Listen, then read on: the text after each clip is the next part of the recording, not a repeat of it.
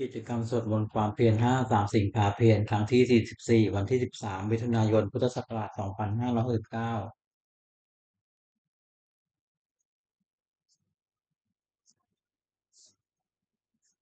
บัดนี้เป็นครั้งที่44ตรงกับวันที่13 มิถุนายนพุทธศักราช2569ข้าพเจ้านายสุวรรณจิรมกรเขาเป็นวาจาสาธยายพุทธมนต์และสาธยายธรรมถวายเป็นพุทธบูชาธรรมบูชาสังฆบูชาและเป็นอาจาริยบูชาแด่องค์หลวงปู่ทวดและหลวงปู่ศิลาขอเทพเทวดาเจ้าทั้งหลายโปรดจงมาอนุโมทนาในการสวดแสดงของข้าพเจ้านี้ขออนุภาพคุณพระรัตนตรัยครูบาอาจารย์เป็นเทพเทวดาทั้งหลายโปรดจงบันดาลให้จิตของข้าพเจ้าเป็นสมาธิอันควรแก่การสวดสาธยายมนต์ต่อไป อะระหังสัมมาสัมพุทโธภะคะวาพุทธังภะคะวันตังอภิวาเทมิสวากขาโตภะคะวตาธัมโมธัมมังนัมสสามิสุปฏิปันโนภะคะวะโตสาวกสังโฆสังฆังนามามิบทสวดชุมนุมเทวดาสมันตาจากกวาเลสุอัตตาราราชันตุเทวตาสัทธัมมังมุนิราชสาตุนันตุสากโมกทังสักเคกาเมจารูเปคิริสิขารตเตจันตาลิเควิมาเนทีเปรเทจคาเมตลุวนาคาเนเกวัตุมิเกเตภูมมาจยันตุเทวาชรธารวิตเมยกกันตัมปนาคา ติทันตาสันติเกยังมุนิวานวัจนังสาธโวเมสุนันโตธรรมัสสวนกาโลอายัมปัตันตาธรรมัสสวนกาโลอายัมปัตันตาธรรมัสสวนกาโลอายัมปัตันตาบทสวดนมัสการสิริเทพคาถานะโมตัสสะภะคะวะโตอะระหะโตสัมมาสัมพุทธัสสะ นะโมตัสสะภะคะวะโตอะระหะโตสัมมาสัมพุทธัสสะนะโมตัสสะภะคะวะโตอะระหะโตสัมมาสัมพุทธัสสะบทสวดสัจจกริยคาถานาติเมตระนังอัญญังพุทโธเมตระนังวรังเอเตนะสาจาวาเชนะโสติเมวตุสาปทานาติเมตระนังอัญญังธัมโมเมตระนังวรังเอเตนะสาจาวาเชนะโสติเมวตุสาปทา นาทิเมสรนังอัญญังสังโฆเมสรนังวรังเอเตนะสาจวัชเชนะโสติเมวตุตาภารา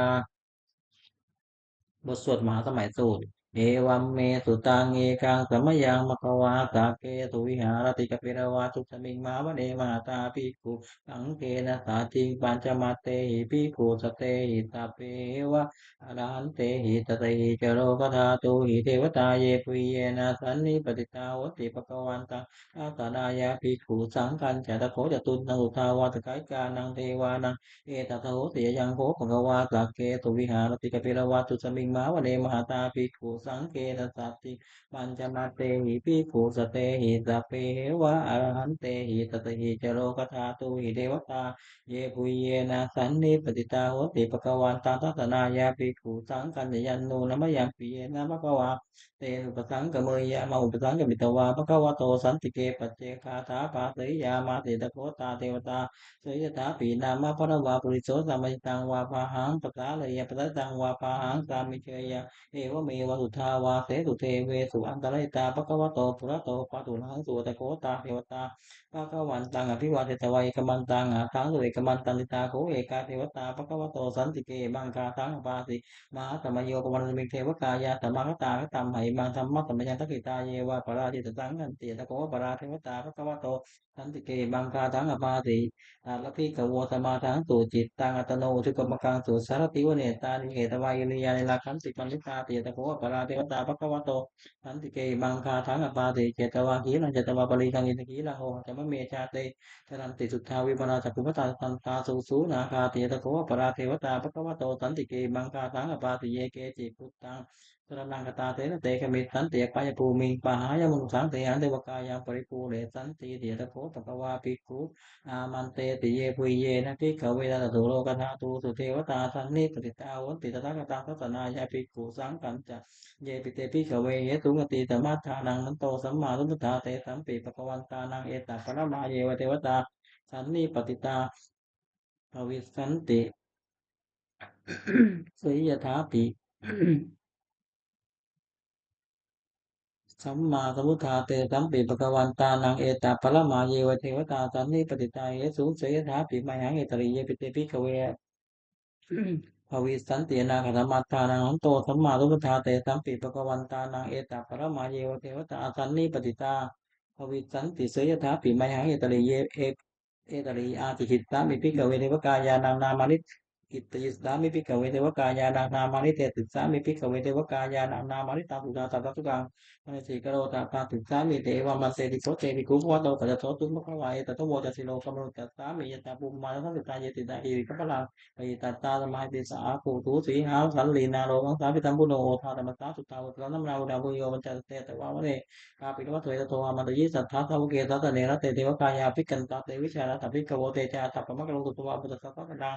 เตสัมปะตุรุญาณามุสานะสัตตังอเปเกตัตมัตตะกุสัตตังอัตตาสัตตริสัตตังเอเกตัตนังโนสานะสัตมัตตุงอเปเกตันมัตตะกุสิสันตปาปุตตาตันจัตตปังอภิญญายะ เพราะว่ากิจนั้นจะขวันโตมันจะยึดสัทธาสัพเพตัสเนรเตเทวกายาภิกัตตาเตวิชานาตาภิกขโวเยวหังกิจยิตามิกิลาหินุโตตัตตาสัตตาวยาคะภูมิมากาปินวัตถวายดีมันตชุติมันโตวันมันตยัตติโนมนมานาภิกามุภิกขุนามันติงนาจาตาตายวัตยาคะนานาตวันนิโนยิมันตชุติมันโตวันมันตยัตติโนมนมานาภิกามุภิกขุนามันติงนาสาตาคีราติสัตตายาคะนานาตวันนิโนยิมันตชุติมันโตวันมันตยัตติโนมนมานาภิกามุภิกขุนามันติงนา อิเจเตโสระสัตตาตายะขานานาตวันโนยิมันโตชุติมันโตวันวันโตจตติโนมนุมานาอภิกาบุญภิกขุนางสมิตินังเวสามิตาปัญญาตายะขานานาตวันโนยิมันโตชุติมันโตวันวันโตจตติโนมนุมานาอภิกาบุญภิกขุนางสมิตินังคุมพิโรตัสกิโกเวปุสสานิเวทนังทุยโวนังสาตาสัตตังยะขานังพยุปัสสติคุมพิโรตัสกิโกโสปะคะสมิตินังปุริมาติตังวาจาอัตตาราโทปัสสะสติคันธปานังอธิปติมหาราชาจตติโสปุตตาปิตตาภาโว อินทนามามหาพระราชที่มันตุชุติมันโตวันวันตจัตติโนวันมานาภิกขามุภิกขุนังสมิตินังตกินันจติสังวาจา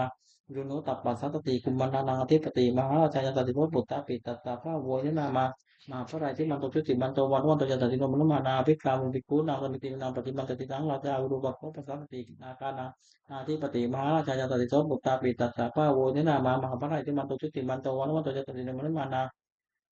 อภิกามุปิคูนังสมิตินังอุตรันจติสังวาจาคูโดตัปปัสสัตติยักขานังอธิปติมหาราชาจติโตปุตตาปิตัสสะภาโวอินทนามามหาพระราชที่มันตชุติมันโตวันวันตจติโนวันมานาภิกามุปิคูนังสมิตินังกุริมัติสังทัตตารับโตทักษิเนนะนโกปชิเมนะวรูปักโขปูโรตุนังสังเจตตาโลเตมหาราชาตมันตาปจโรติสัตตัลละมานาอัตังตุวเนกาปิรัตเรเตตังมายาโนทัสสะภูวันจติกาตถามายาปุเตนทุเวเตนทุวิภูจะวิภูโต สาจันตโนกามาเตโทจะกินทุมันทุนิมันทุจปตาโทโอปมาเนจเทวทุโตจะมาเตริจิตตเสโนจะกันตโพนะโอราชาตโนตโพอาภูปันติสิโพเทวติมรุกเวตตาเอเตจันเจจราชาโนกันตบาลาสหราชุวิมุรมานาภิกขาวงภิกขุนาลมติวนาอาภาปูนาปทานาคาเวตาราสารัจกากัมภรัตราภูปายาคาสัจติพิยามุนาตัตตานัตตายาภูนาคายตติโนเอราวันโนวานังโกโตปัคคะสมิตินุนังเยนาคาลาเจตตารัตติติปาติชาปักขิอุจุตจักขุ เวหายสาเตวันมัสสปัตตาติตาตุปนาอิติเตตนามังอภยันตตานาคาราชานามาเตจุปันนโตเทมกาเตปุตโตทนาอิวาใจปยันตานาคาตุปนาสมังกังโตปุตตังจิตาวิจิราเตนะสมุตังอสุราติตาปัตตโลวัตวัตเตติมันตุยตติโนกาลกัญชามาติมาอสุราธรณิกังสาเวจาปิเวปาจิตติสุติจะปะหานาโทนมุตีตาตตันจะปริปุตตานังสัพเพเวโรจนามกาตันในจุวาปริงเตนังมาอุปะมะวะพะมุสามิโตทานิทัพพันเตปิกขุนังสมิติงนัง อาปะเทวาบริเวเตโชวายโยตถาคมุวรุณาเทวาโสโมเจตสาตาเมตตากรุณากายิกาภูเทวายาตติโนทัสเสเตนะสกายาตัพเพนานัตตวันุเมพิมันโตยุติมันโตวานุมันโตยาตติโนมนุมานาภิกขามุภิกขุนังสปิตินังเวตุตเทวาสาหาริจักรมายุเวใช่มาจันตสุปนิสาเทวาจันมาภูปนกิตาสุสุปนิสาเทวาสุมาภูปนกิตานักขัตตานิปนกิตวาภูมันทวราคาวาสุนาวโตเตโตสัพโพปัคคะบุริตโตทัสเสเตนะสกายาตัพเพนานัตตวันุเมพิมันโตจุติมันโตวานุมันโตยาตติโนมนุมานา อภิสามุปิกุนังสมิตินังทากุสาภูเทวานิมักขิสิกาลิวะอริตกัจจโรชาจะอุมมาปุปปานิปาติโนวรุณาสาธรรมาจตุตาเนกาสุรยันตุลาคูวาตมะนิติโนทัสเสเตนะสกายาตัพเพนานาตวะนิโนยิมันโตจุติมันโตวันมันโตยตติโนมนุมานาภิกามุปิกุนังสมิตินังสมานามะสมานามนุสามนุสุตตมาอิทธาปตุสิกาคูมโนปตุสิกาทาคูวริโยเทวายเยตโรตุวัตุโนปะกามะปะละกาคูเทวายตติโน อาเสเตนะกายาสัพเพนานาตวันโนอิทิมันโตทิฏฐิมันโตวันโนเตสัตติโนมโนมานาภิกามุปิกูนาลันติงนังสุขากรุมารุณาภูเวกันตตาสาโอตวะกายะปาโมกาภูเทวาวิจักนาลตามันตา อาปชามิตรการสติโนทันได้อย่างอาคาปยโนโยติสาหัวติตาเสเตนะกายาสัพเพนะนาตวันนี้โนจิมันโตทุติมันโตมนุมันโตจะสติโนมนุมานาภิกามุภิกขุนางสมิติมนังเขมิยาดุจายามากัสกายาสติโนสัมพิตกานามเตชะโชติตามาจัตวานิมันโยอาภูธาภูปริมิตาตาเสเตนะกายาสัพเพนะนาตวันนี้โนจิมันโตทุติมันโตมนุมันโตจะสติโนมนุมานาภิกามุภิกขุนางสมิติมนัง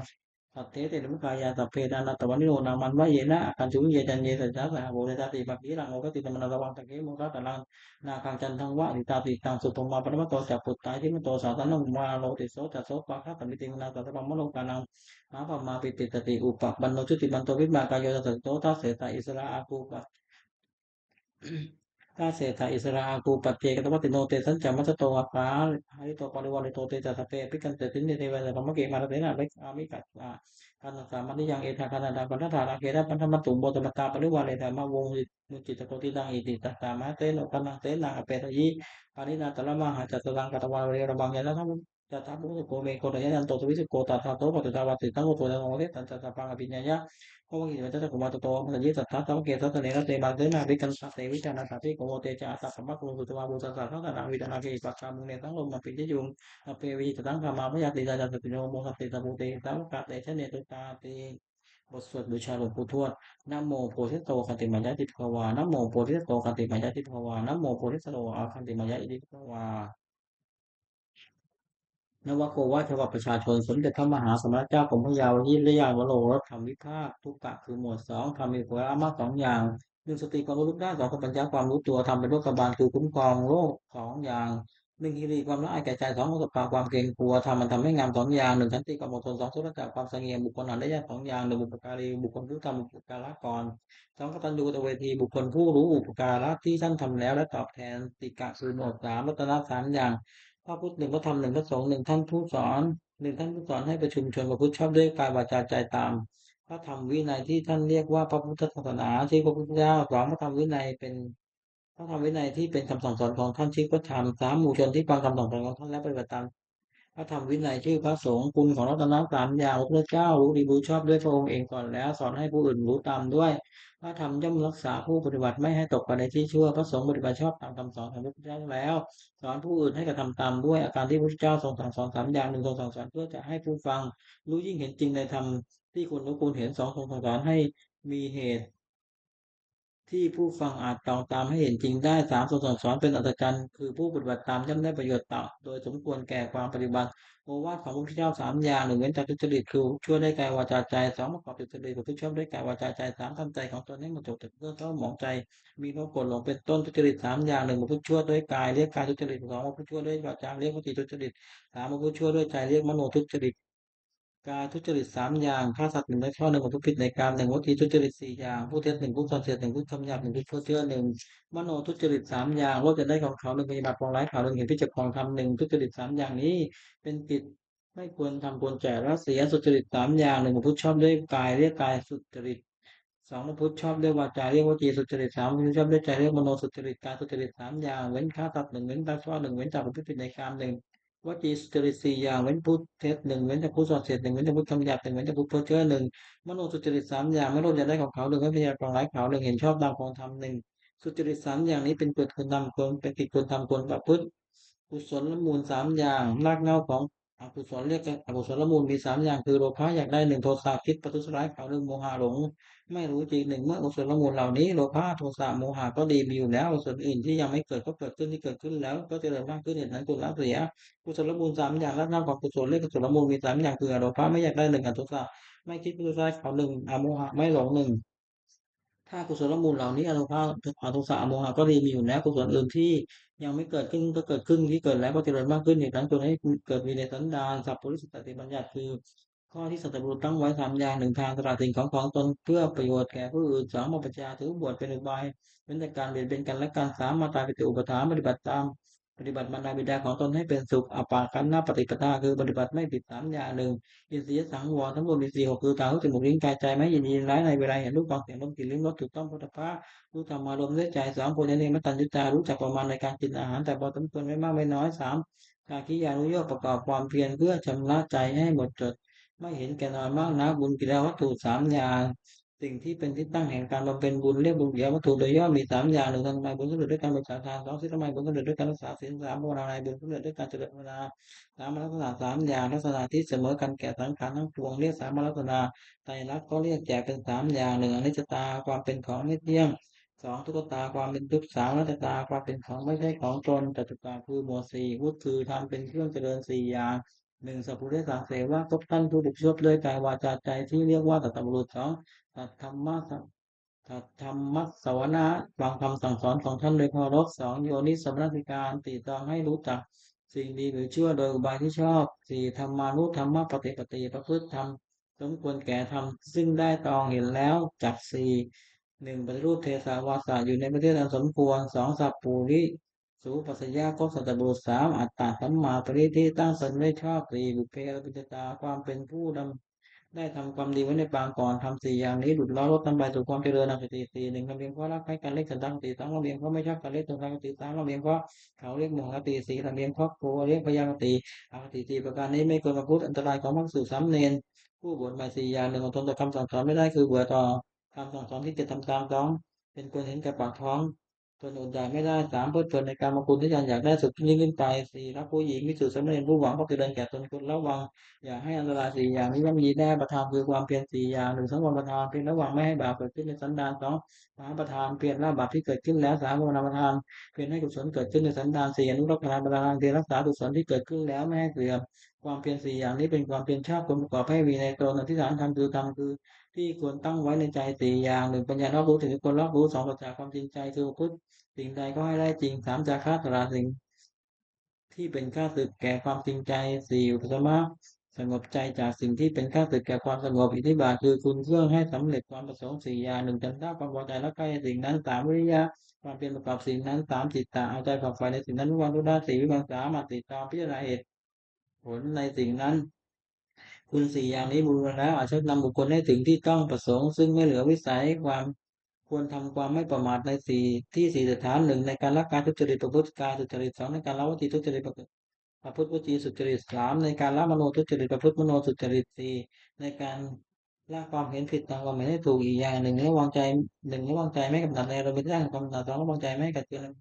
ในอารมณ์เป็นที่ตั้งแห่งความขัดเคืองสามระวังใจไม่ให้หลงในอารมณ์เป็นที่ตั้งแห่งความหลงสี่ระวังใจไม่ให้มัวเมาในอารมณ์เป็นที่ตั้งแห่งความมัวเมาบริสุทธิ์ที่ศีลสี่หนึ่งปฏิโมกขสังวรสำรวมในพระปฏิโมกข์เว้นข้อที่พระเจ้าห้ามทำตามข้อที่พระองค์อนุญาตสองอินทรีย์สังวรสำรวมอินทรีย์หกคือตาหูจมูกลิ้นกายใจไม่ยินดียินร้ายในเวลาเห็นรูปความเห็นรูปกลิ่นรูปรสถูกต้องวัตถุรู้ธรรมอารมณ์ด้วยใจสามอาชีวะบริสุทธิ์ที่เลี้ยงชีวิตโดยทางที่ชอบไม่หลอกลวงเขาเลี้ยงชีวิตสี่ปัจจะยะปัจเวคณาพิจารณาเสียก่อนจึงบริโภคปัจจัยสี่คือจีวรบิณฑบาตเสนาสนะและเภสัชไม่บริโภคด้วยตัณหาอารักขากรรมฐานสี่หนึ่งพุทธานุสติระลึกถึงคุณพระพุทธเจ้าที่มีในพระองค์และทรงเกื้อกูลแก่ผู้อื่นสองเมตตาแผ่ไมตรีไมตรีจิตคิดจะให้สัตว์ทั้งปวงเป็นสุขทั่วหน้าสามมาสุดท้ายพิจารณาร่างกายตนและผู้อื่นให้เห็นเป็นไม่งามสี่มรณสติระลึกถึงความตายอันจะมีแก่ตนกรรมฐานสี่อย่างนี้คงจะได้เป็นนิพพมวิหารสี่หนึ่งเมตตาความรักใคร่ปรารถนาให้เป็นสุขสองกรุณาความสงสารคิดจะช่วยเหลือให้พ้นทุกข์สามเมตตาความพอยินดีเมื่อผู้อื่นได้ดีสี่เวขาความวางเฉยไม่ดีใจไม่เสียใจเมื่อผู้อื่นถึงความวิบัติสี่อย่างนี้เป็นเครื่องอยู่ของท่านผู้ใหญ่ สติปัฏฐานสี่หนึ่งกายานุปัสสนาสองเวทนานุปัสสนาสามจิตานุปัสสนาสี่ธรรมานุปัสสนาสติกำหนดพิจารณากายเป็นอารมณ์ว่ากายนี้สักว่ากายไม่ใช่สัตว์บุคคลตัวตนเราเขาเรียกกายานุปัสสนาสติกำหนดพิจารณาเวทนาคือสุขทุกข์ไม่ทุกข์ไม่สุขเป็นอารมณ์ว่าเวทนานี้ก็สักว่าเวทนาไม่ใช่สัตว์บุคคลตัวตนเราเขาเรียกเวทนานุปัสสนาสติกำหนดพิจารณาใจที่เศร้าหมองหรือผ่องแผ้วเป็นอารมณ์ว่าใจนี้สักว่าใจไม่ใช่สัตว์บุคคลตัวตนเราเขาเรียกจิตานุปัสสนาสติกำหนดพิจารณาทำเป็นกุศลเรียก หรืออกุศลที่บังเกิดกับใจเป็นอารมณ์ว่าทำนี้สักว่าทำไม่ใช่สัตว์บุคคลตัวตนเราเขาเรียกธรรมนุปัสสนาธาตุกรรมฐานสี่ธาตุขันธ์ธาตุสี่คือธาตุดินเรียกปฐวีธาตุธาตุน้ำเรียกอาโปธาตุธาตุไฟเรียกเตโชธาตุธาตุลมเรียกวายโยธาตุธาตุอะไรมีน้ำหนักเข้มแข็งธาตุนั้นเป็นปฐวีธาตุธาตุนี้เป็นภายในคือผมขนเล็บฟันหนังเนื้อเอ็นกระดูกเยื่อในกระดูกม้ามหัวใจตับพังผืดไตปอดไส้ใหญ่ไส้น้อยอาหารใหม่อาหารเก่าธาตุอันมีลักษณะธาตุนั้นเป็นอาโปธาตุนั้นที่เป็นภายในคือดีเสลดหนองเลือด เหงื่อมันก้นน้ำตาเปลวมันน้ำลายน้ำมูกไขข้อมูดธาตุอันมีลักษณะร้อนธาตุนั้นเป็นเตโชธาตุนั้นที่เป็นภายในคือไฟที่ยังกายให้อบอุ่นไฟที่ยังกายให้ทุกตัวไฟที่ยังกายให้โกนกวายไฟที่เผาอาหารให้ย่อย ธาตุอันใดมีลักษณะพัดไปพัดมาธาตุนั้นเป็นวายโยธาวายโยธานั้นที่เป็นภายในคือลมพัดขึ้นเบื้องบนลมพัดลงเบื้องต่ำลมในท้องลมในไส้ลมพัดไปตามตัวลมหายใจ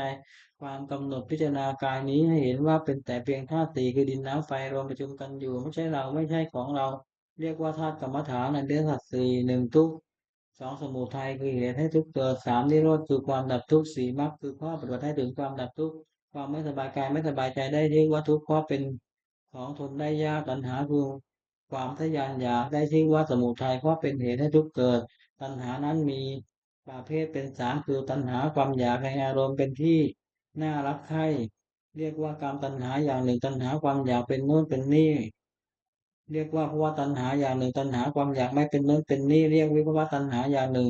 ความดับตัณหาได้สิ้นเชิงทุกข์ดับไปหมดได้ชื่อว่านิโรธเพราะเป็นความดับทุกข์ปัญญาเห็นชอบว่าสิ่งนี้ทุกสิ่งนี้เหตุให้ทุกข์เกิดสิ่งนี้ทางให้ถึงทางความดับทุกข์ ได้ชื่อว่ามรรคเพราะเป็นข้อปฏิบัติให้ถึงความดับทุกข์มรรคนั้นมีองค์แปดประการคือปัญญาอันเห็นชอบหนึ่งดำริชอบหนึ่งเจรจาชอบหนึ่งทำการงานชอบหนึ่งนึกชีวิตชอบหนึ่งความเพียรชอบหนึ่งตั้งสติชอบหนึ่งตั้งใจชอบหนึ่งปัญจกะคือหมวดห้าอนันตริยกรรมห้าหนึ่งมาตุฆาตฆ่ามารดาสองปิตุฆาตฆ่าบิดาสามมรณฆาตฆ่าพระอรหันต์สี่โลหิตตุบาทำร้ายพระพุทธเจ้าจนถึงยังพระโลหิตให้ห่อขึ้นไปห้าสังฆเพศยังสงฆ์ให้แตกจากกัน กรรมห้าอย่างนี้เป็นบาปอันหนักสุดห้ามสวรรค์ห้ามนิพพานตั้งอยู่ในฐานปราชิกขอผู้ถือพระพุทธศาสนาห้ามไม่ให้ทำเด็ดขาดอภินันปัจเจเวคาห้าหนึ่งควรพิจารณาทุกวันว่าเรามีความแก่เป็นธรรมดาไม่ล้มพ้นความแก่ไปได้สองควรพิจารณาทุกวันว่าเรามีความเจ็บเป็นธรรมดาไม่ล้มพ้นความเจ็บไปได้สามควรพิจารณาทุกวันว่าเรามีความตายเป็นธรรมดาไม่ล้มพ้นความตายไปได้สี่ควรพิจารณาทุกวันว่าเราจะต้องพัดพรากจากของรักของชอบใจทั้งสิ้นห้าควรพิจารณาทุกวันว่าเรามีกรรมเป็นของตัว เราทำดีจะได้ดีทำชั่วจะได้ชั่วเวสารัชกรธรรมคือทำความกล้าหาญห้าอย่างหนึ่งศรัทธาเชื่อในสิ่งที่ควรเชื่อสองศีลรักษากายวาจาใจให้เรียบร้อยสามเกิดจากความเป็นผู้สามารถสี่วิริยะรำพับประลบความเพียรหน้าปัญญาว่ารู้สิ่งที่ตนรอบรู้องค์แห่งพระสูตรใหม่ห้าอย่างหนึ่งสำรวมในพระปฏิโมกข์เว้นข้อที่พระเจ้าห้ามทำตามข้อที่องค์ที่ทรงอนุญาตสองสำรวมอินทรีย์คือระวังตาหูจมูกลิ้นกายใจไม่ยินดีร้ายครอบงำได้ในเวลาเห็นรูปฟังเสียง